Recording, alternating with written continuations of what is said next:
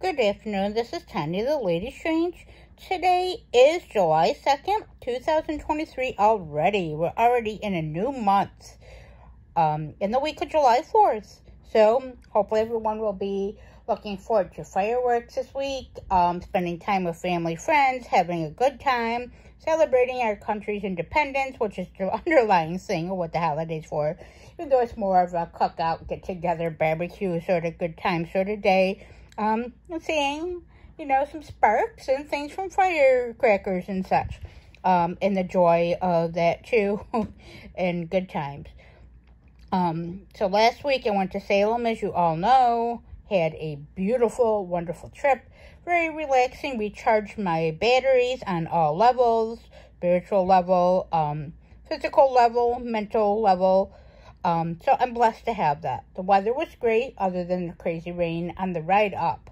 My husband, Matt, is an amazing driver. Way better than me, and way better than I could have ever even considered handling it. It was like Niagara Falls on the way up, for at least a good 2.5 hours. But after that, it was clear sailing, and we just had a couple minor rain things up there, but beautiful weather, temperatures, sunny skies, and just great. And even when it did rain, it was more of a trickle and warm rain versus the cold weather that we know that we get here or rainy weather that we get here in New England, especially when you're right by the ocean, like in Salem. I had a nice visit to the Willows. I visited new shops like Coven. That is a newer shop. My favorite shops, or I visited the ossuary where I got a nice, beautiful gown and tiara for my witch outfit for my reading in October that I'll probably be mentioning a lot, that I'm looking forward to, a big fundraising event here in my area. Also, I got to visit, besides going to Coven, I got to go to the ossuary where I got that at, Die With Your Boots On, which is like, these are great stores. Check them out, by the way. Ramble. But check them out. Of course, Coven's Cottage, where I got some bones from my bone casting set. A new thing I'm going to be learning since I'm big into divination. Hello, obviously.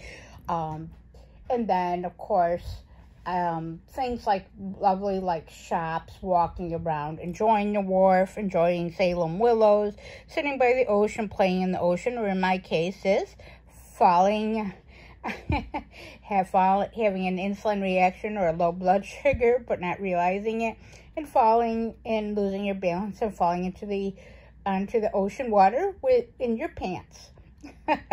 Yeah. But a funny sight, it's like the ocean baptized me again. Okay, just a good laugh there, my silliness. So yes, so now to get on with the actual purpose of this is my weekly reading. This week's crystal is a smoky quartz. Of course, one of my top 5 crystals that I highly recommend. So versatile for so many reasons. That's more of a mid-level or gray, where I love the darker the better. That's Tanya and her stones, other than Labradorite, of course, where I love the luster or Herkimer's. But yes, so smoky is probably right alongside my two of my favorites besides black tourmaline.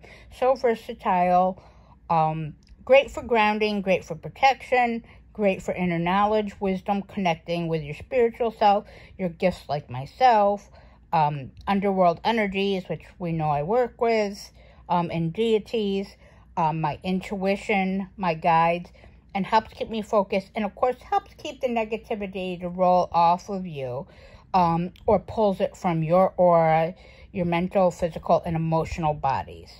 So smoky quartz this week, along with mentioning that, is going to be great and advises to help focus on pulling the negativity from yourself, in your situations and influences around you, or things you may be encountering, holding on to, and helping to release. It's going to be great for that, because this week, as you can see in the cards, got influence, got This is from my new deck I got in Salem from Witch City Wicks, which is the Pythia Botanical Oracle. Check out the Lila and Olive site, where it's actually from the creator, which is fucking amazing and beautiful. She is same creator for my Ophidia Rosa, and has already started doing some polls from that while I was in Salem. And of course is not an exact complement, but they complement each other beautifully, as it does the Flowers of the Night Oracle. And here you got Enchant, which the flower is probably saying this fucking wrong, but the cinquefoil flower, look how beautiful that is. Like washed beautiful in person. This doesn't do it justice on camera, just like this doesn't do this deck either. But the watercolors, beautiful, like a pinkish purple hue, looks very antique, very divine feminine, and the wording is amazing. Like the actual on the actual card in the in this one, unlike the Ophidia, which is one of my few complaints with that deck, actually has the botanical that's associated with. So wonderful, and a poem in the guidebook. So this deck is probably going to be one of my foundationals and help me connect on a divine feminine level. It's already a good clarifier. Obviously works and plays well and works nice with the Flowers of the Night Oracle. Colors, the palette, the emotions, and how well and straightforward they are together. Where the Pythia is a bit more complicated, she's a bit more straightforward, but both have very complementary messages and speak well. Nothing but good things to say about both of those decks for what I'm working with. Now, and then we got the King of Cups from the Murder of Crows. So this week is, just to get to this, because I know this is going to be probably a bit longer because of my rambles, but as the influence is meaning good and bad influences. Influences of energies and people and situations that are outside of your regular control. Things that you cannot control, good or bad, that will have good and positive effects or consequences or affect you. And also how you approach things with how you are influenced and how you influence others in situations. Is that basically with the good and bad, or to go with the flow of situations. That's what the influence is.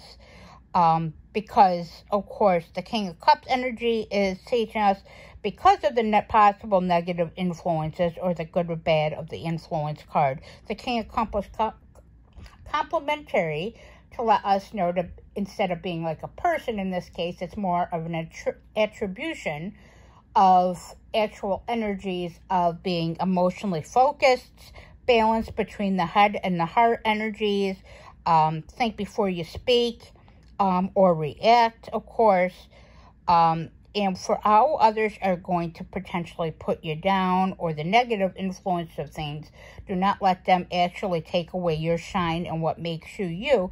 Actually use that to add that as a strength to your luster, your shine, what makes you you. Use it as a spark or fuel, and turn that negativity in situations to fuck around. Yes, I am going to swear a lot, because that's me. Yeah. So, be more emotionally and mentally mature and approach things from a King of Cups point of view. Again, logic meets the heart. But you need both in order to actually survive this world and survive your situations. And take the negativity, like I said in this, and enchant others. Be your enchanting self. Feel the glamour. If you have an interview, present yourself with all your glory, all your gifts, all your knowledge, and don't be afraid to be yourself. What is perfect or imperfect is great. You yourself can influence situations or influence how things turn out, like interviews, work, hobbies, situation, new people, new relationships, how you deal with conflict, for example. So be enchanting, and that will help to charm the situation and smooth things over also. So again, there could be some indications of negativity this week, along with some good. Kind of roll with the punches so that we can go with the flow. as long as you approach it the right way, should not be bad whatsoever. And with that, I do want to thank you all for watching and giving this a chance.